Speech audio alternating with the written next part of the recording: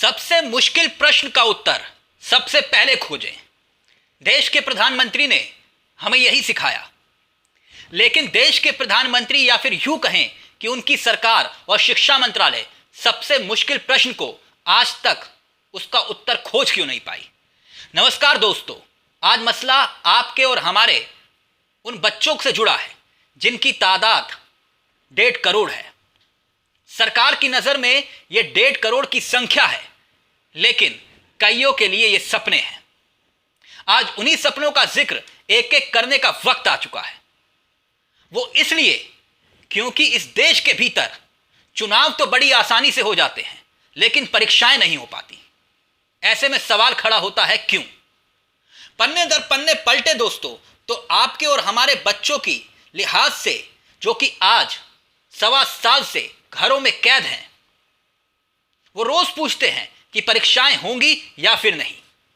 12वीं की परीक्षाओं को लेकर सरकार फैसला क्यों नहीं ले पा रही, या फिर यूं कहें कि उसकी प्राथमिकता में यह फैसला लेना है ही नहीं, तो शायद यह गलत नहीं होगा। यह सवाल इसलिए क्योंकि 10वीं की बोर्ड की परीक्षाओं को रद्द करने का फैसला तो ले लिया गया, लेकिन 12वीं की परीक्षाओं को लेकर सरकार के पास प्लान है क्या, वो आज तक गुम है। वो कौन सा प्लान है कि अगर प्लान ए फेल हो जाए तो प्लान बी को लागू कर लिया जाएगा, और अगर प्लान बी भी फेल हो जाए तो प्लान सी तैयार है। शायद सरकार के पास इस मुश्किल प्रश्न का उत्तर नहीं। इसीलिए मैंने शुरू में जिक्र किया, देश के प्रधानमंत्री जब कह रहे थे कि हमें सबसे पहले मुश्किल प्रश्न का उत्तर खोजना है, और सरकार आज तक उस उत्तर को खोज नहीं पाई।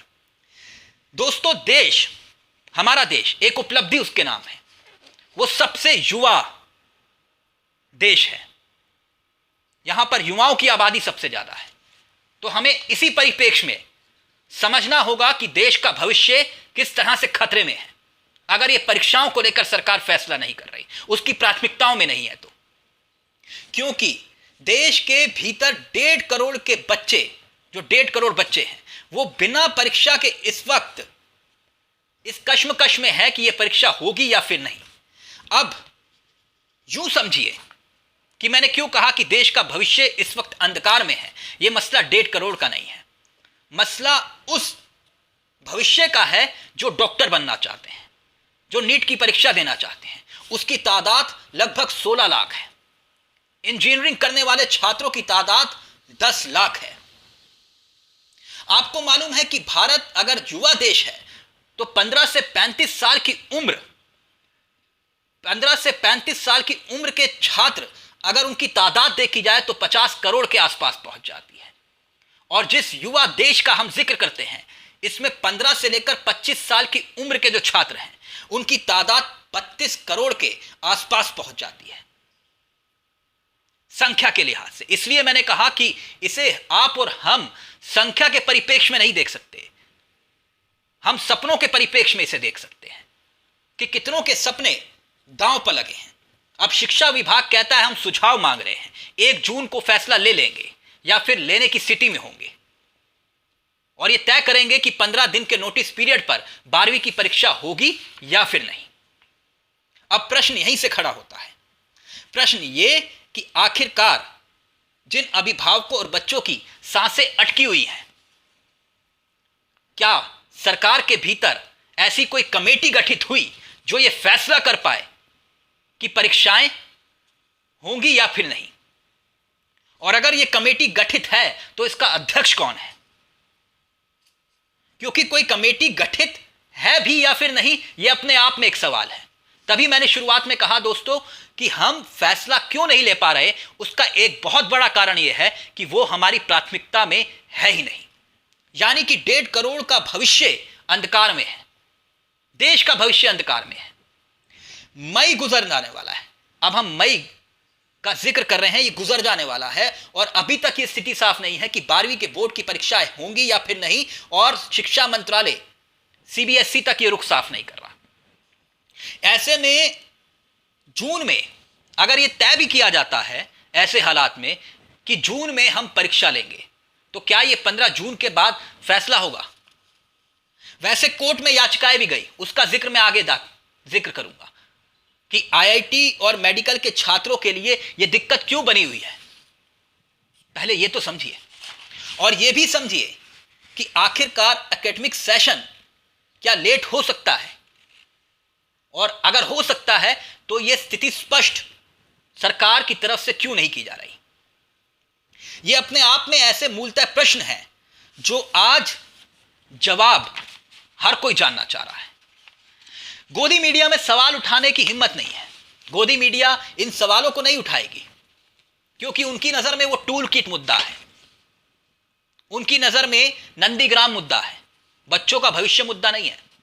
एक राष्ट्रहित के नाम पर चिल्लाने वाला, 90 दिन तक जनता को बेवकूफ बनाने वाला, 90 दिन जब बॉलीवुड के एक फिल्म स्टार की मिस्ट्री को लेकर उसने 90 दिन तक देश की आवाम को बेवकूफ बनाया और हम लोग बन रहे थे।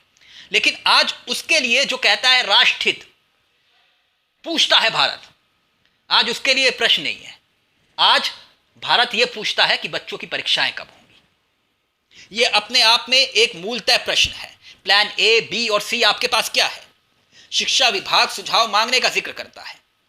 सीबीएसई का मैं जिक्र करूं तो सिर्फ सीबीएसई में 12 लाख छात्र हैं। यह कहानी सीबीएसई बोर्ड तक सीमित नहीं है।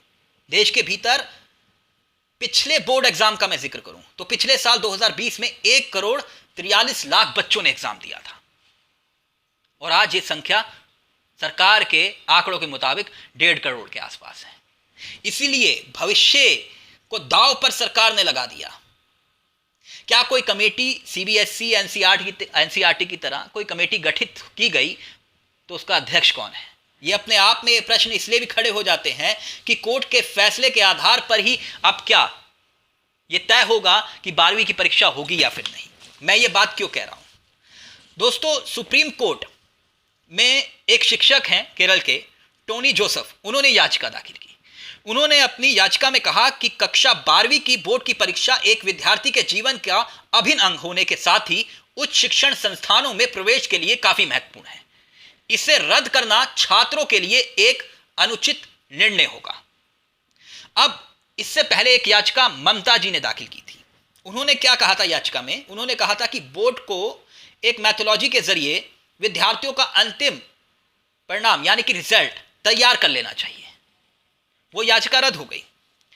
अब जो अभिभावक संघ है उसने एक चिट्ठी लिखी प्रधानमंत्री को। उन्होंने कहा कि 12वीं के बोर्ड की परीक्षा रद्द कर दी जाए और छात्रों का मूल्यांकन के लिए एक वैकल्पिक तरीका अपनाया जाए। कोरोना संक्रमण के चलते सीबीएसई 12वीं बोर्ड की परीक्षा ऑफलाइन मोड में संभव नहीं है। ऐसे में परीक्षा में और देरी करने से छात्रों का मानसिक तनाव होगा, उनका समय बर्बाद होगा।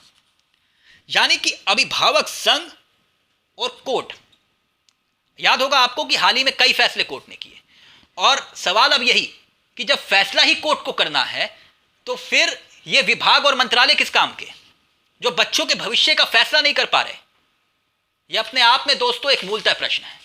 सरकार से पूछिए, जवाब मांगिए कि हमारे बच्चों का भविष्य अंधकार में क्यों? क्योंकि सरकार के लिए ये आंकड़े हैं और आपके लिए सपने हैं। नमस्कार, जय हिंद, जय भारत।